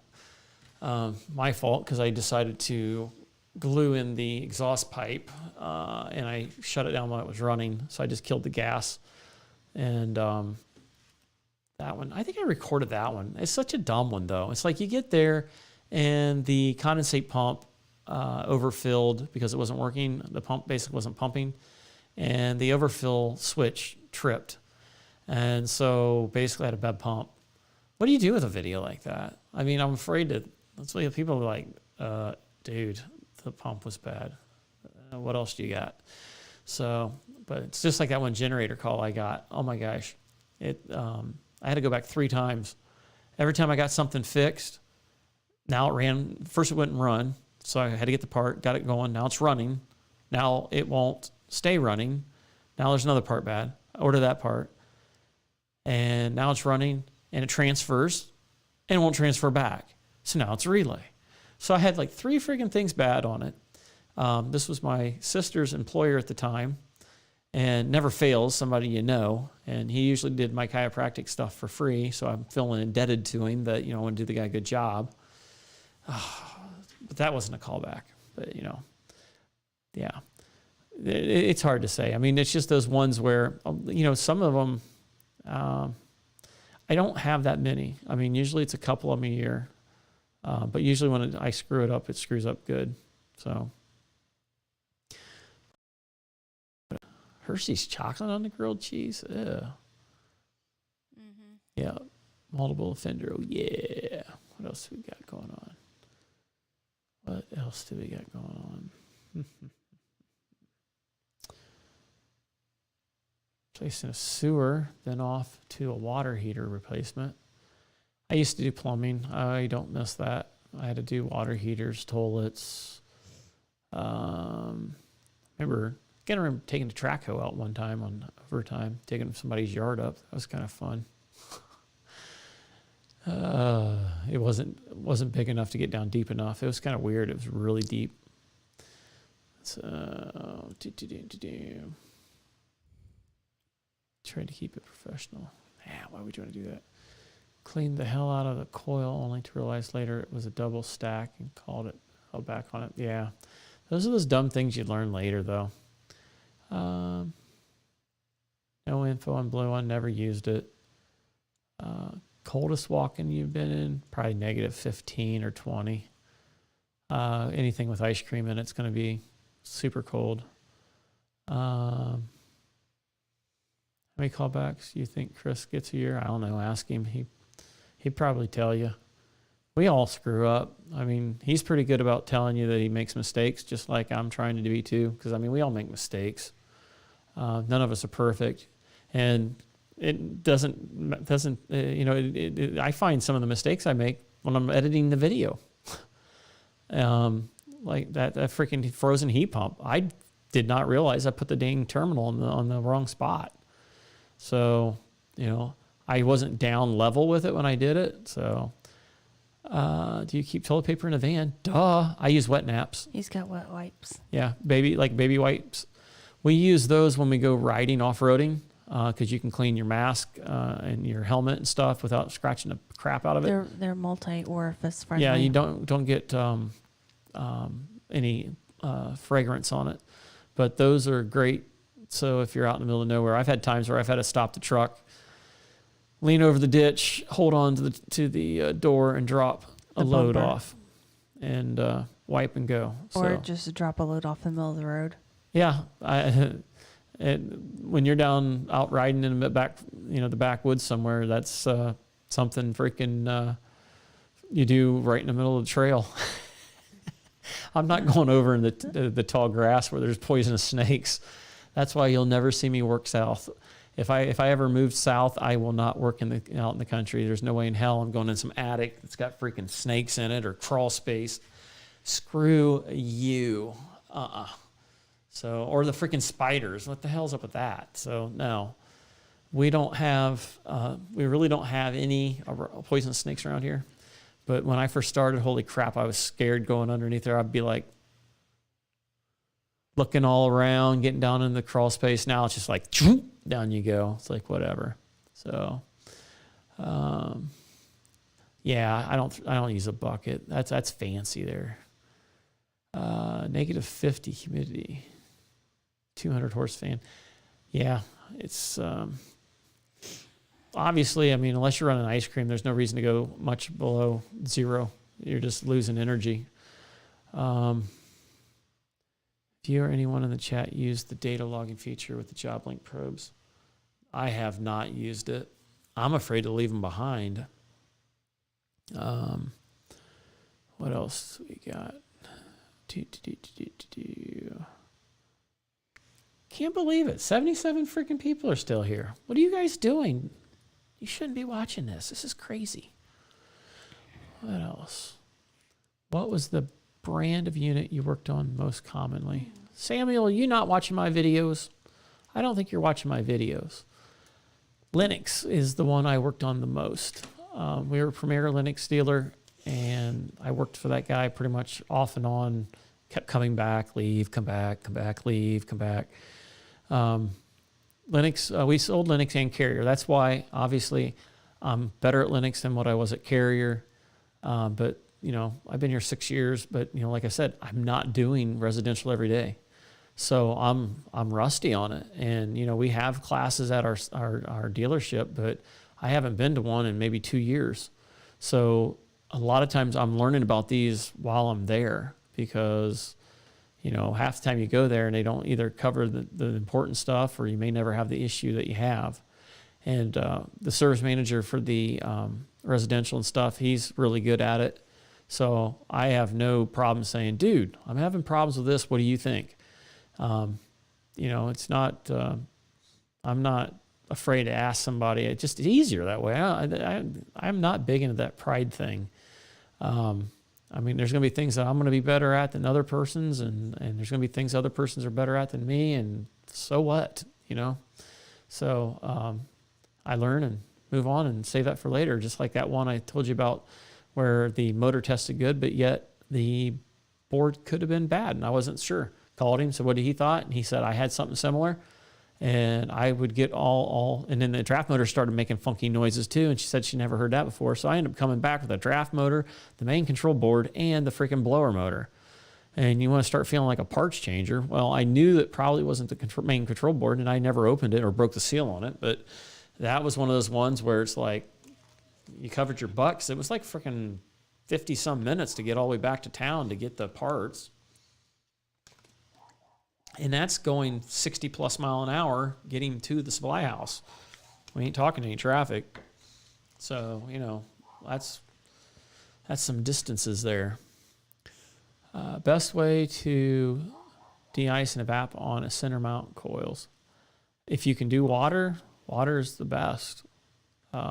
Warm, hot water works great. Cold water will even work, just not very quick. What? Head? Yeah, you need to answer the question from Knoxville. Where's it at? Up. He asked about if you'd ever given up on a service call. No, I won't.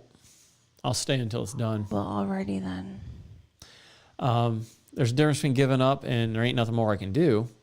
But no, I'll eventually I may ask for, I'll call and get help if I need it, but I've never walked away to the point where, sorry, I can't get it, and not leave them any type of resolution. We're problem solvers, so not saying that to sound like I'm bragging or nothing. It's not in me. I'll drive myself nuts until I get it.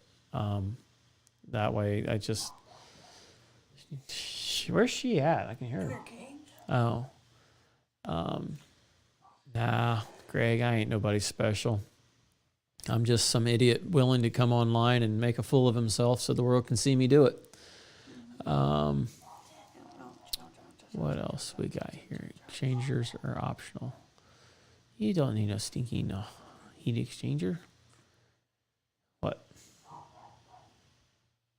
What? I'll go upstairs. All right. Well, thanks for coming in. Yep.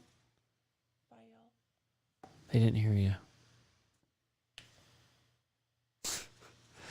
Yep. I'm gonna kill your mic. Get that out of the way. There we go. All right. Y'all de minimis as you drive. Zip screw through the coil to recover. I don't know if I'd admit that. What else do we got? I'm just squirrel trying to get in that. Goodness gracious. What we got? So, you know what, guys? We're coming in here at an hour and 50 minutes. If y'all don't have anything else for me, I think I'm going to go ahead and just wrap it up here. I appreciate everyone taking the time to stay in here. I love hanging out with you guys, even if y'all don't check in with me. I don't want to be like everybody else. There's only so many people you can interview and stuff. So until this gets boring to you or what have you, I'm willing to share whatever with you guys and hang out with you. And I'm nobody special. To me, this is kind of fun. It gives me something to do. I kind of look forward to it. It's a tour of my house. Yeah, here's the safe. Here's where the alarm master panel's at. You crazy, Hughes, man. Here's where all the guns are at. So, yeah, I look forward to it. She's constantly wanting to maybe try to do buy more equipment and stuff like that, and obviously more equipment doesn't make the show. But you know, it's I'm pretty much open to anything. I mean, it's kind of like our job. I mean, I have no clue what I'm doing tomorrow. I never do. Usually they're like, well, it could change, so they don't tell you. So changing things and getting things on the fly, I'm kind of used to it, and I kind of roll that way. It works out fine. I mean, it's just kind of like adapting, if you want to call it that, and stuff. Tour of our pantry. You would not be impressed with the food I'm eating. If you check out Wonder Slim bars, that's what I eat for lunch. I eat at like 7 o'clock, 9:30, 12, 3 o'clock, and 5, 4, somewhere in that ballpark, and then try to eat something else after that. But lately I've been adding extra goodies here and there, and like today I had pizza multiple times, so I'll probably gain 2 or 3 pounds, and I'll try to work that off all week to do it all over again on the weekend. So, but yeah, it's the Wonder Slim is just a cheaper version of the bar that I lost the weight on. It's 160 to 180 calories. The carbs are somewhere around 14 area if you subtract the fiber and stuff. And it tastes pretty good. They're chocolate and caramel and things like that. And it's just convenient. You know how we're always on the run. And it's got vitamins and minerals and all that crap added into it. And so it's just convenient. I grab those and usually 2 to 3 apples and throw them in my bag. And that's what I'll usually eat. Or, you know, for a while there I was doing the meats, like lunch meat of some sort. But I'm just kind of half-heartedly doing it. So humidity problem. Oh yeah, now you're gonna start asking all kinds of questions at the very last minute. AJ, what I end up doing is basically staging the blower. It sounds like Zach's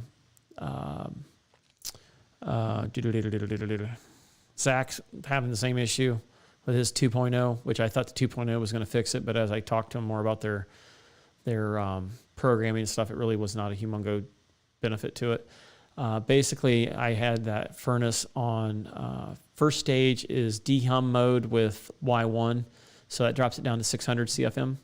And then dehum gets dropped off when it goes to technically like half a degree is dehum mode, another half a degree takes it to just Y1, another half a degree goes to Y2. And as it does that, the thing starts to ramp up. So basically, you'll get your latent versus your see, this is where you go blank. Latent heat and sensible heat. So you're getting your sensible and not your latent. So you're getting rid of the latent crap when you're going slow, and then give us some solid dad advice before you go home or before you go. Good dad advice. Good dad advice would be do what you like for a job and you'll never work a day in your life. Love what you do. Always try to be the best at it that you can be. Put your family and God first, and everything will be all right. So there's your dad advice. But yeah, hopefully that wraps it up. So do your best. Be the best you can be. Be better than what you were yesterday. So that's all you can do. All you can do is be your best. Be the best. How do they say that? Be the best you can be, or be your best. I forget how they say it. Whatever. So anyhow, guys, I appreciate you coming in. Smack your thumb, hand, whatever your case. Give me the thumb button, what have you. And we'll see you guys next week. Same channel, same place. And until then, guys, be safe. Have a great week. And we will catch you guys on the next one. Have a good night. Bye-bye. Bye-bye. Thanks now. Bye-bye. Bye-bye. Bye-bye. I want to see motion, movement. Bye-bye. Bye-bye. Okay? Bye-bye. Take care. Bye-bye. Doom. Okay. Should not be able to hear me. You can hear me, though. Look at that.